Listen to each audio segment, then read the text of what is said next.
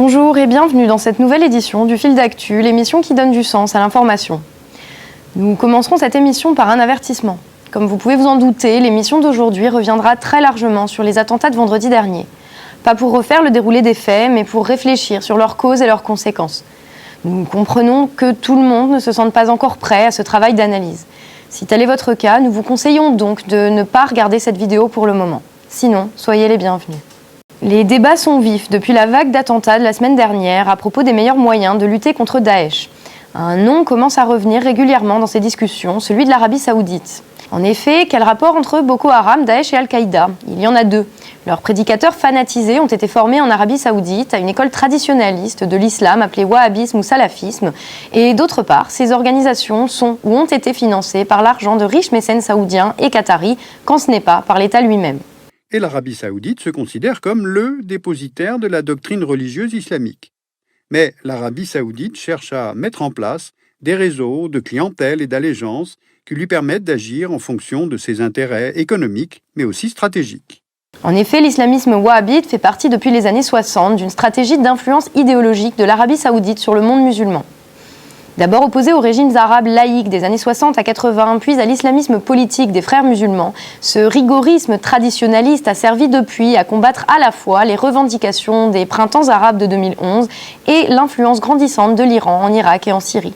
Depuis 50 ans, les écoles religieuses saoudiennes comme l'Université islamique de Médine ont formé plus de 40 000 cadres religieux du monde entier, essaimant leur vision intégriste à travers toute l'Afrique, le Moyen-Orient et les minorités musulmanes d'Europe. On trouve des financements saoudiens destinés aux partis salafistes, par exemple en Égypte, mais aussi des mécènes saoudiens qui financent des bourses pour étudier la religion à Médine, Riyad, la Mecque, ou encore financement de la construction d'édifices et de centres religieux à l'étranger, financement par des organisations caritatives islamiques, des membres de la famille royale, des hommes d'affaires, donc un financement saoudien plus ou moins privé. Force est de constater que cette stratégie du soft power religieux fonctionne à merveille, car au-delà des groupes djihadistes, le wahhabisme ou salafisme est en passe de s'imposer comme une nouvelle orthodoxie religieuse dans un grand nombre de communautés musulmanes à travers le monde, au détriment des autres écoles de pensée islamiques, alors que ce courant ne date que de la fin du XIXe siècle. Dans les pays dévastés par les interventions occidentales de ces 10 dernières années, l'Arabie Saoudite a financé et armé des groupes djihadistes. Al-Qaïda en Irak après 2003, ainsi que les groupes djihadistes sunnites contre Bachar al-Assad en Syrie après 2011, le tout sous l'œil bienveillant de Washington et Paris. Ces groupes ont par la suite fusionné dans ce qui est devenu Daesh. Cette politique d'influence via la religion et les groupes armés est bel et bien un des nœuds du problème dans la lutte contre l'obscurantisme. Alors, que faire ?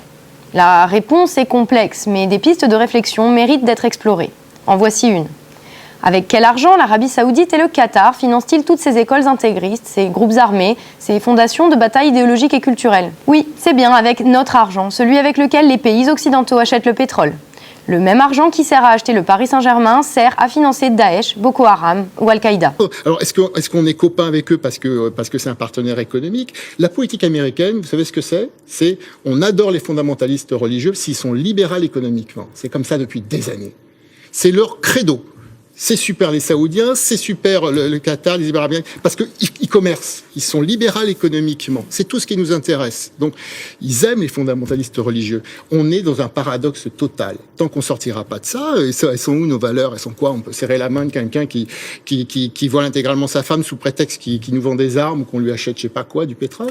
On peut légitimement se demander si c'est bien en vendant des milliards de dollars de bombes à l'Arabie Saoudite ou en inaugurant le salon Millipol en compagnie du Premier ministre qatari que la France et les États-Unis réussiront à enrayer la progression du djihadisme, Daesh en tête. Évoquons maintenant une conséquence de l'attaque de vendredi, une batterie de mesures annoncées par François Hollande devant le Congrès lundi, supposée renforcer la sécurité sur notre territoire.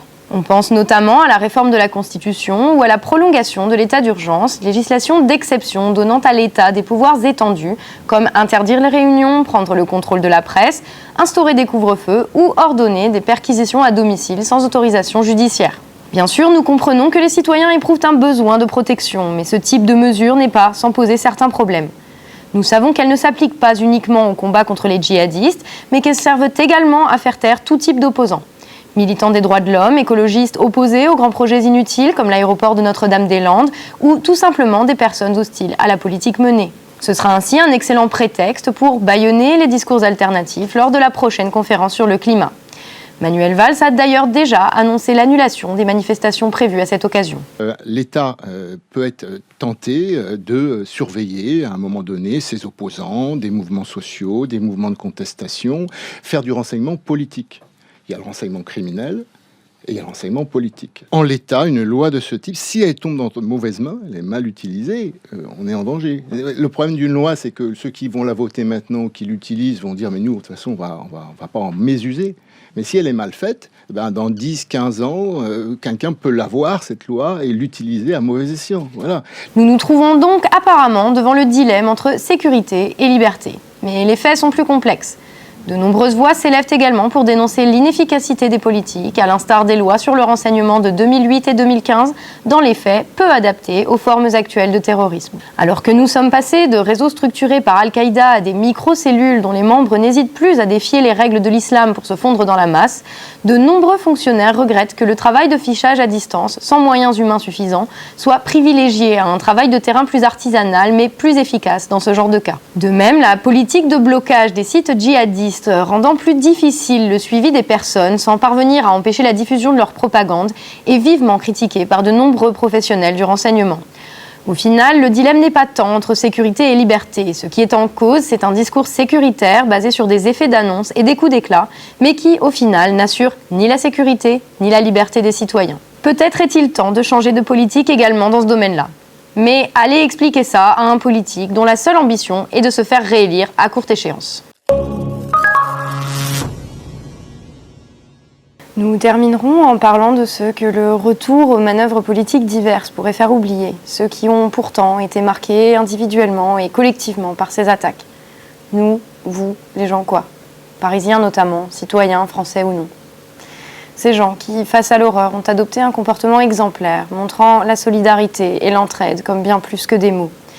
Et peut-être est-il temps de saluer tous les gens ordinaires qui ont fait ce qu'ils ont pu, tout naturellement. De saluer ceux qui ont participé à l'opération Porte ouverte sur Twitter pour signaler les immeubles où les gens pouvaient trouver refuge lors des attaques. De saluer les riverains qui, du haut de leur balcon, ont envoyé du linge au secours pour couvrir les corps et éponger le sang dans la rue. De saluer, évidemment, tous les urgentistes, les médecins et les autres personnels soignants qui ont travaillé sans relâche pour soigner les blessés, les policiers et les militaires qui ont mis leur vie en danger pour protéger celle des autres, tous les agents de notre service public qui sont pourtant durement frappés par les politiques de restriction budgétaire et de baisse des effectifs. Tous les anonymes qui sont allés donner leur sang.